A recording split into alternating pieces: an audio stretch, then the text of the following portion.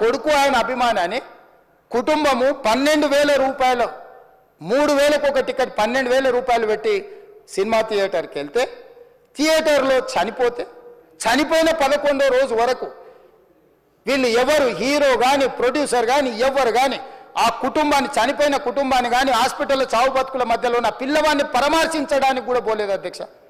ఇది ఏ రకమైన మానవత్వం అధ్యక్ష? నాకు అర్థం కాలే.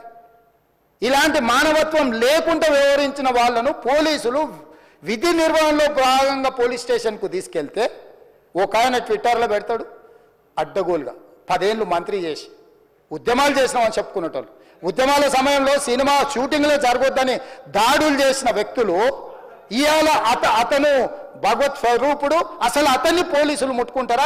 అసలు ఈ రాష్ట్రం ఏమైపోతుంది? ఈ రాష్ట్రం ఉంటుందా? ఈ రకంగా రాజకీయ పార్టీలు అధ్యక్ష, రాజకీయ పార్టీలు ప్రజాప్రతినిధులుగా చనిపోయిన ప్రాణాల విలువ లేకుండా చావుకు కారణమైన ప్రత్యక్షంగా పరోక్షంగా అయిన వాళ్ళని పోలీస్ స్టేషన్కు విచారించడానికి పిలిస్తే కూడా అది కూడా తప్పుపట్టి ప్రభుత్వాన్ని బద్నాం చేయాలి, ముఖ్యమంత్రిని తిట్టాలని ఎంత నీచమైన భాష వాడినరు అధ్యక్ష. యూట్యూబ్లలో మీరు చూడండి.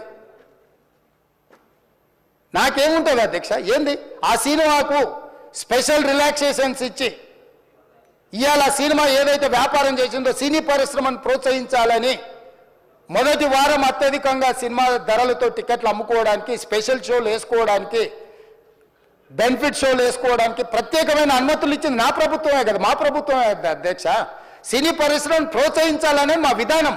ప్రోత్సహించే క్రమంలో తెలంగాణ ప్రజల ప్రాణాలను తీసుకోమనే, ప్రాణాలు తీసుకుంటే కూడా వాళ్ళని ఏమనొద్దానంటే మీరు లా చేయండి అధ్యక్ష. మరి స్టేట్కు లా అథారిటీ ఉందో లేదో నాకు తెలియదు, కానీ star, film star, super stars or political stars is having some special privilege.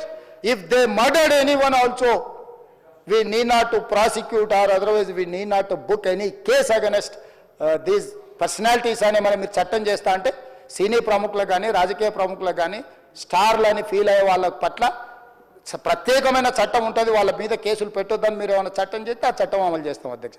ఈ రోజున్న డాక్టర్ బాబాసాహెబ్ అంబేద్కర్ ఇచ్చిన చట్టం ప్రకారము దీనికి కారణమైన వాళ్ళను ప్రత్యక్షంగా పరోక్షంగా కారణమైన వాళ్ళందరి మీద కేసులు కట్టి పోలీసులు విచారణ చేయాల్సిందే, బాధితులను శిక్షించాల్సిందే అధ్యక్ష.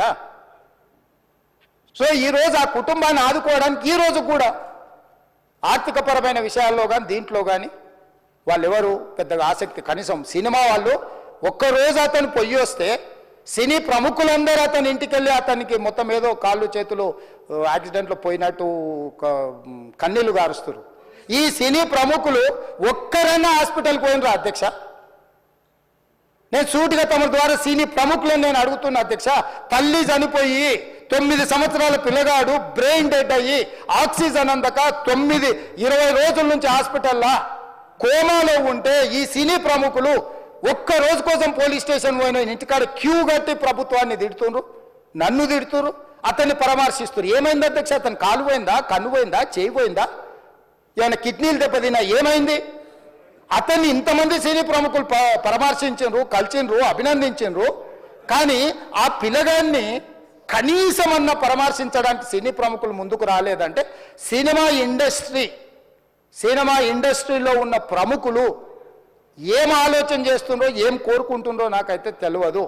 100% जो भी अकबरुद्दीन ओवैसी साहब ने जो मुद्दा उठाए वो मुद्दा के लिए मैं ये बात कह रहा हूँ, सचमुच बोल रहा हूँ, ये शर्म की बात है. 20 दिन के बाद भी इतने 1 दिन के लिए उनको पुलिस स्टेशन को लेकर गए तो हाईकोर्ट भी इमीडिएट अजर्नमेंट मोशन, लंच मोशन ले लिए, उनका बेल भी दे दिए, सब कुछ है. आधी रात को 11-12 बजे अपने लोग बोल रहे थे जेल का दरवाजा खोलो, 12 बजे उनको छोड़ो.